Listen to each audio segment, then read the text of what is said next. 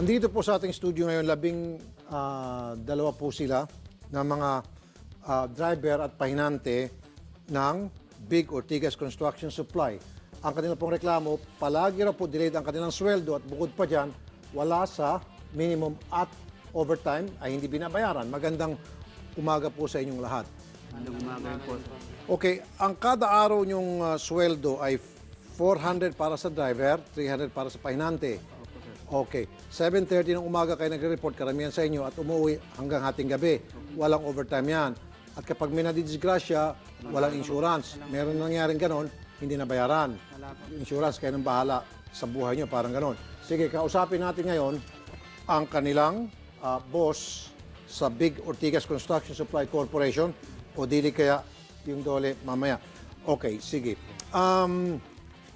Nabanggit nyo rin sa akin kanina na sana man lang patrabahuin kayo ng tamang oras.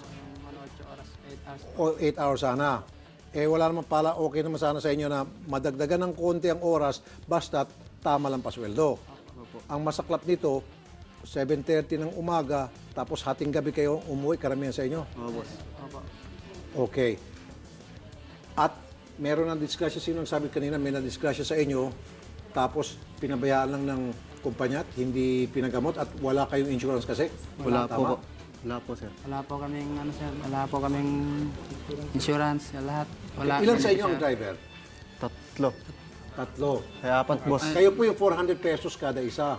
Tapos yan, 12 to 18 hours pa siguro dahil 7:30 hanggang madaling araw. So, walang overtime yan. Masyadong po sir, pag gabi po kami dumarating mga 9, pinagkakalgahan po kami. Pag ayaw namin magkarga, Susumbong po. susumbong pa sa amo namin. Buti po kung may Okay. overtime namin. Sa mga pahinante naman, ilan sa inyong pahinante? 8 po, sir. Okay, 8. Tapos 300 pesos. Opo, sir. Okay, at walang overtime yan. Sige. Makakausap natin ang may-ari ng Big Construction Supply na si Ruby Ganitan. Magandang hapon po. Magandang hapon po. Ay, good morning. Ay, Sir Rafi, si Rudy po ito, ng Ma'am. Big Ortigas.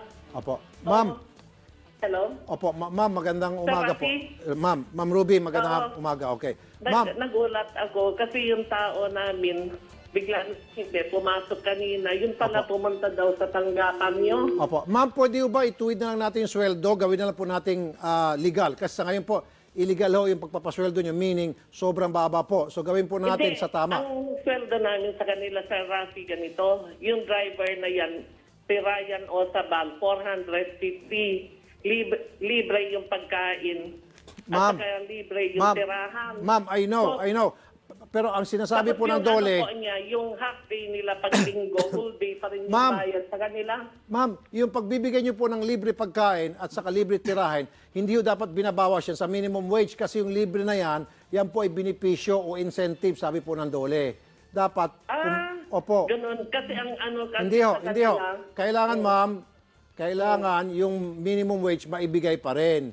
Kahit na meron po silang libreng pagkain, meron po silang libreng tirahin, yun po ay perks na lang o paano po benepisyo. pagtatanggalin yun? Di mas maganda na lang sa nila eh. Mas maano sa kanila yung 30 Hindi ma'am, pesos na ibibigay niyo po yung minimum wage at pagkatapos wag niyo silang bigyan ng libre tirahan, libre pagkain, at least walang maibuta sa inyo. Hindi kayo pwedeng habulin sa dole dahil nga sa maling pagpapasweldo, di ho ba? sige, tama. Okay? Kung ganon. So ibigay niyo po yung tamang pasweldo, tapos ma'am, bayaran niyo po yung kanilang mga overtime. Gagawin niyo po yan bukas na bukas, ma'am. Gagawa kayo ng computation. Tama po, madam? Mm. Sige po. Yung ano ko po, sir, ganito. At saka isa pa, ma'am. Paano po Ma'am, yung wala ano tayong oras, nila? ma'am. Excuse me. Katulad Tapos, niyan, ma'am, yung mo, ano, parang ang gusto nila, Ma'am. palagi nag-absent para mag-claim daw ng separation. Siyempre, pay. ma'am, kahit na siguro ako, kung 15, 18 hours ako nagtatrabaho, palagi ako mag-absent dahil palagi ako magkakasakit dahil walang pahinga at stress pa ako dahil Hindi, maliit na ang sweldo. ano po, sa kanila, sir, hindi naman sila pinipilit eh. Siyempre, ma'am, kailangan nila magtrabaho dahil kung hindi sila magtatrabaho, wala silang kakainin. Ikaw naman, ma'am. So, ma'am, yung pong kanilang pilat sa SSS, ano Hindi na rin po? sila po, yung wala requirement sa RASI. Sige. So, mamaya po, sasama namin sila dyan. Magkwentahan na po kayo. Kasama ko siguro yung dole, representative, para ibigay po yung tamang pasweldo, tapos yung overtime, pati yung sa kanila pong mga benepisyo. Okay, ma'am? Ma'am Ruby?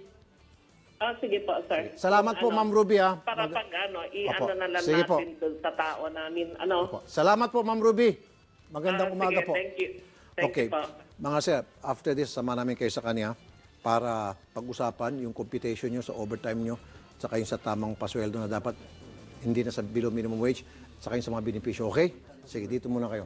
Be sure to come back. Use 5 everywhere. Copyright 2016.